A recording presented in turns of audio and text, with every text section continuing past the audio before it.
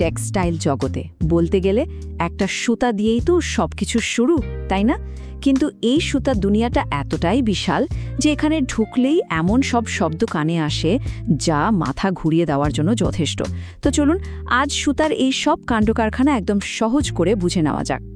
আচ্ছা, yarn count, এই শব্দটা শুনেই কি মাথাটা চক্কর দিয়ে ওঠে? যদি উত্তরটা হ্যাঁ হয় তাহলে বলি একদম চিন্তা করবেন না, এই দলে আপনি একা নন।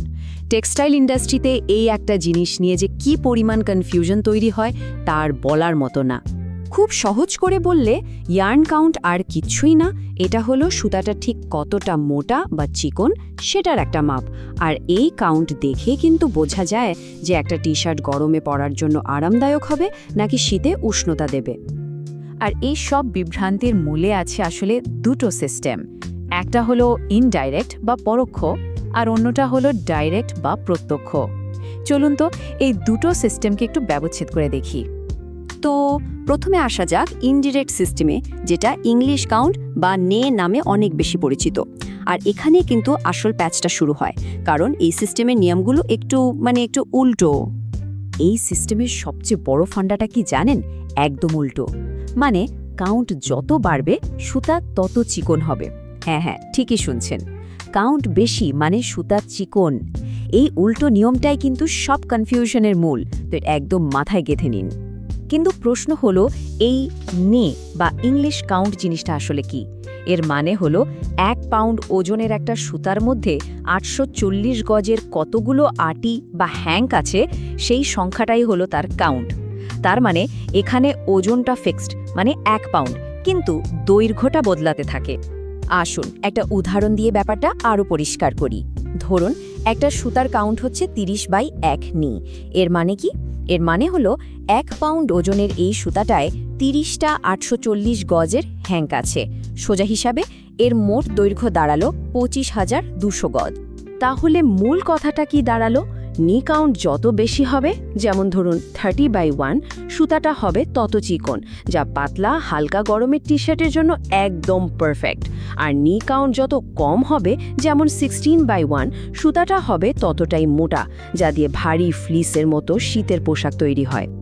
এবার চলুন একেবারে উল্টো দুনিয়াটা ঘুরে দেখি, মানে ডাইরেক্ট সিস্টেম। এখানে রাজত্ব করে ট্যাক্স আর ডেনিয়ার, আর এখানকার নিয়মকানুন কিন্তু একদম সোজা সাপটা। এই সিস্টেমের মূল মন্ত্রটা হলো কাউন্ট যত বেশি সুতাও ঠিক ততটাই মোটা। এখানে কোনো উল্টো প্যাচ নেই, যা দেখবেন তাই বুঝবেন। খুবই সহজ, তাই না? এই সিস্টেমে মূলত দুটো একক ব্যবহার হয়, ট্যাক্স আর ডিনিয়ার। ট্যাক্স হলো 1000 মিটার সুতার ওজন গ্রামে কত, আর ডিনিয়ার বা ডি হলো 9000 মিটার সুতার ওজন গ্রামে কত। দেখুন এখানে কিন্তু দৈর্ঘ্যটা স্থির আর ওজনটা পরিবর্তন হচ্ছে। ব্যাপারটা কিন্তু সত্যি জলের মতোই সহজ। ধরুন একটা সুতার কাউন্ট 50টি। এর মানে হলো ওই সুতার ঠিক 9000 মিটারের ওজন হবে কাটায় কাটায় 50 গ্রাম। এর চেয়ে সহজ ব্যাখ্যা আর কি হতে পারে বলুন? তো এতক্ষণের আলোচনার পর আমরা চলে এসেছি সেই মোক্ষম জায়গায়, মানে আসল পার্থক্যটা কি। দেখুন, ইনডাইরেক্ট সিস্টেম বা নিয়ের বেলায় কাউন্ট যত বেশি সুতা তত চিকন, আর ঠিক তার উল্টোটা হয় ডাইরেক্ট সিস্টেম বা ডি এর ক্ষেত্রে। কাউন্ট যত বেশি সুতাও তত মোটা। ব্যাস, এই একটা জিনিস মাথায় রাখলে কিন্তু সব কনফিউশন শেষ। তত্ত্বের কচকচানি তো অনেক হলো, এবার একটু বাস্তবে ফেরা যাক, কি বলেন? চলুন দেখি ইন্ডাস্ট্রিতে এই জ্ঞানটা ঠিক কিভাবে কাজে লাগানো হয়, আর এর জন্য কিছু দরকারি ফর্মুলা কি আছে।